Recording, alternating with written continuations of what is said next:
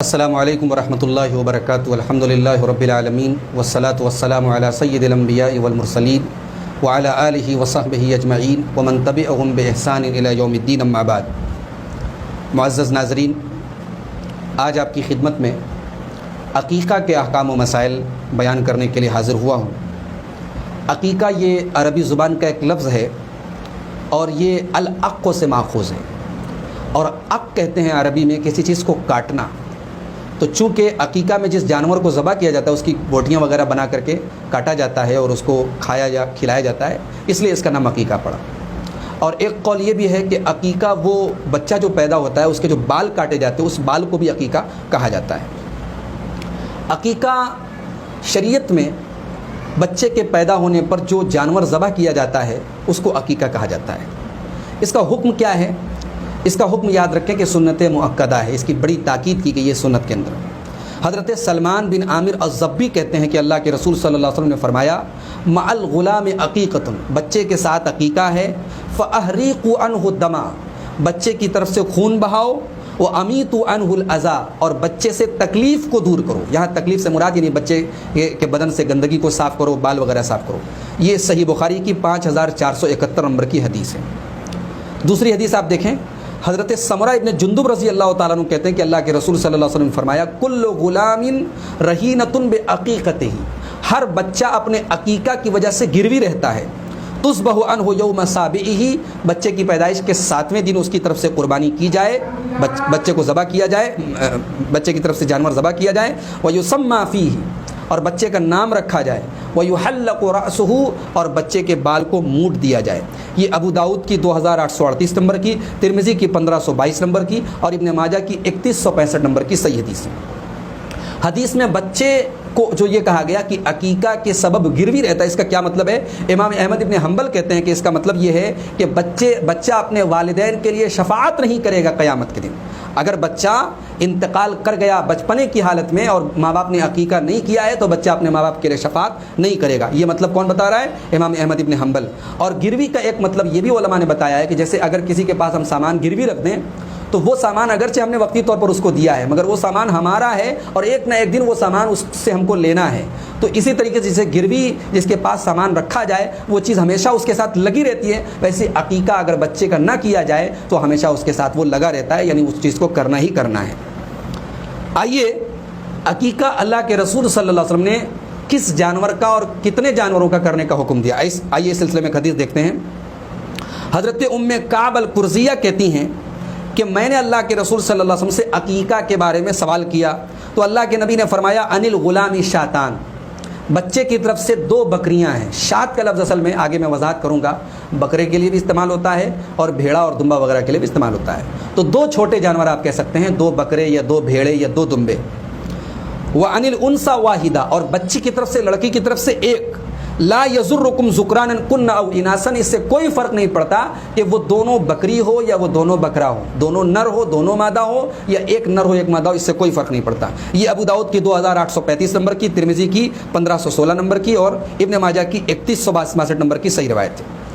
اما عائشہ رضی اللہ تعالیٰ عنہ کی ایک روایت دیکھیے، کہتی ہے کہ اللہ کے رسول نے فرمایا ان الغلام شاتان متکافئتان، بچے کی طرف سے جو 2 چھوٹے جانور ہوں گے دونوں بالکل برابر رہیں گے۔ اس سے ایک مسئلہ یہ بھی معلوم ہوا کہ اگر بچے کا عقیقہ کر رہے ہیں تو 2 جانور سنت ہے اور وہ دونوں جانور برابر قد کاٹھی کے لیے جائیں تو یہ زیادہ بہتر ہے۔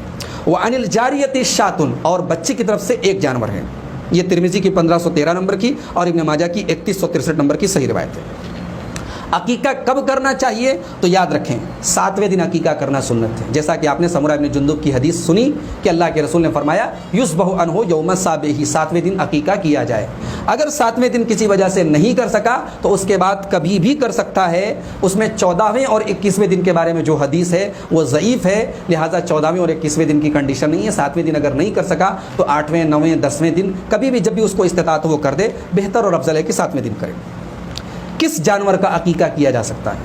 حدیث میں شات کا لفظ آیا ہے جو بھیڑ اور بکرے کے لیے استعمال ہوتا ہے، اور لہٰذا بھیڑ اور بکرا دونوں کر سکتے ہیں، چاہے بکری کی کریں چاہے بکرے کی کریں چاہے بھیڑ کی، یعنی مذکر مؤنث کا کوئی مسئلہ نہیں ہے، لیکن چھوٹا جانور ہونا چاہیے۔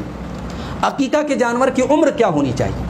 عمر کے بارے میں کوئی نص موجود نہیں ہے، کوئی دلیل موجود نہیں ہے، اس لیے انسان کو اختیار ہے، اگر وہ یعنی جیسے قربانی کے جانور میں شرط ہے کہ دتا ہونا چاہیے، اگر عقیقہ میں دتا نہیں ہے تو بھی عقیقہ کر سکتا ہے، لیکن مسنہ اور دتا ہو تو افضل ہے تاکہ اختلاف سے آدمی نکل جائے، کیونکہ بعض علماء اس بات کے قائل ہیں کہ دتا ہونا چاہیے، تو علماء کے درمیان اس بات کو لے کر کے اختلاف ہے، اختلاف سے بچنے کے لیے ایسا کام کرے اس پر سب کا اتفاق ہے، اگر مسنہ اور دتے جانور کا عقیقہ کرے تو بہتر ہے، لیکن اگر دتا نہ ہو تو بھی کوئی حرج کی بات نہیں ہے، لیکن یہ یاد رکھا جائے کہ عیب دار نہ ہو، جیسے قربانی میں کہا گیا کہ 4 قسم کا عیب نہیں چلے گا، بالکل لنگڑا نہ ہو، کانا نہ ہو، تو اس طریقے کا بالکل واضح جو عیب ہے وہ اس کے اندر نہ ہو۔ کیا بڑے جانوروں کے کا بھی عقیقہ کیا جا سکتا ہے؟ چونکہ اس پر کوئی صحیح دلیل موجود نہیں ہے، کوئی حدیث رسول موجود نہیں ہے، لہٰذا احتیاط کا تقاضا یہی ہے کہ انہی جانوروں یعنی چھوٹے جانوروں کا عقیقہ کیا جائے۔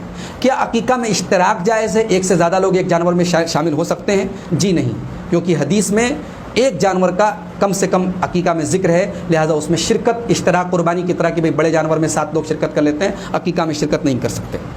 کیا عقیقہ کے جانور کو قربان کرنے کے بجائے اگر ہم اس کا پیسہ غریب کو صدقہ کر دیں؟ نہیں کر سکتے آپ، کیونکہ حدیث میں احریقوا عنہ دمن کا لفظ آیا ہے، خون بہانا ہے، آپ پیسہ دے دیں گے نہیں چلے گا۔ کیا عقیقہ کے جانور کو پکانا اور اس کو پکا کر کے دعوت دینا دوسروں کو ضروری ہے، یا اس کا گوشت کچا بھی ہم جو ہے رشتہ داروں میں یا غربا میں اور فقراء میں بانٹ سکتے ہیں؟ تو یاد رکھیں اس میں آپ کو پورا اختیار ہے، کوئی ضروری نہیں ہے کہ آپ رشتہ داروں کو دعوت دیں، پکائیں اور اس کی دعوت دیں، آپ اگر چاہیں تو رشتہ داروں کو صرف گوشت بھی ایسے بانٹ سکتے ہیں، غربا میں پورا کا پورا تقسیم بھی کر سکتے ہیں، کھانا بنا کر کے لوگوں کو دعوت کھلا سکتے ہیں، یہ تمام آپشن آپ کے سامنے موجود ہیں۔ اگر کسی کے والد نے اس کا عقیقہ نہیں کیا تو کیا آدمی خود اپنا عقیقہ کر سکتا ہے؟ اللہ کے نبی صلی اللہ علیہ وسلم نے اپنا عقیقہ نبوت کے بعد کیا، علامہ البانی نے صحیحہ کے اندر اس حدیث کو صحیح قرار دیا ہے، 2726 نمبر کی حدیث ہے، صحیح حدیث ہے، لہٰذا آپ کے والد نے اگر آپ کا عقیقہ نہیں کیا ہے، کسی وجہ سے کوئی پریشانی تھی اس وقت نہیں کر سکے، آپ اگر چاہیں تو اپنا عقیقہ خود، حالانکہ ضروری نہیں ہے، والد کے پاس اگر استطاعت تھی اور تب انہوں نے نہیں کیا تو آپ کو کر لینا چاہیے، لیکن اگر انہوں نے طاقت ہی نہیں تھی اور نہیں کیا تو آپ کے لیے ضروری نہیں، لیکن اگر آپ چاہیں تو کر سکتے ہیں۔ ایک ہی جانور میں قربانی اور عقیقہ دونوں کر سکتے ہیں؟ نہیں کر سکتے، اس کا ثبوت نہیں ملتا۔ بعض لوگوں کا یہ خیال ہے کہ عقیقہ کے جانور کی ہڈی توڑنی نہیں چاہیے ورنہ بچے کی صحت خراب ہو جاتی ہے، فضول بات ہے، بکواس بات ہے، جہالت کی بات ہے، اس کی کوئی دلیل موجود نہیں ہے۔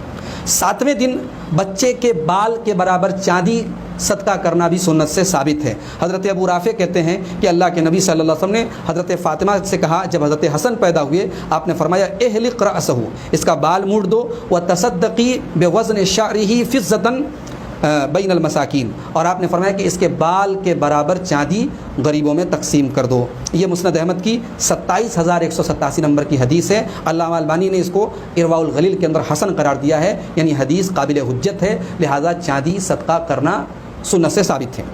عقیقہ کی دعا کیا ہے؟ تو یاد رکھیں دعا ضروری نہیں ہے، آپ نے دل میں یہ ارادہ کر لیا کہ میں اپنے بچے کی طرف سے عقیقہ کر رہا ہوں، بسم اللہ اللہ اکبر پڑھ کر کے آپ نے قربانی کر لی، ذبح کر دیا، آپ کا عقیقہ ہو گیا۔ اگر آپ دعا پڑھنا چاہتے ہیں تو اللہ کے نبی صلی اللہ علیہ وسلم نے جو دعا پڑھی ہے، آپ نے حضرت حسن اور حسین کا جب عقیقہ کیا، سنن بیہقی کی 19294 نمبر کی حدیث ہے اور صحیح حدیث ہے کہ 7ویں دن جب اللہ کے نبی صلی اللہ علیہ وسلم نے حضرت حسن اور حسین کا عقیقہ کیا تو آپ نے فرمایا اذبحوا علی اسمہ، اللہ کا نام لے کر کے ذبح کرو اور کہو بسم اللہ واللہ اکبر اللہم لک و الیک ھذہ عقیقۃ فلان۔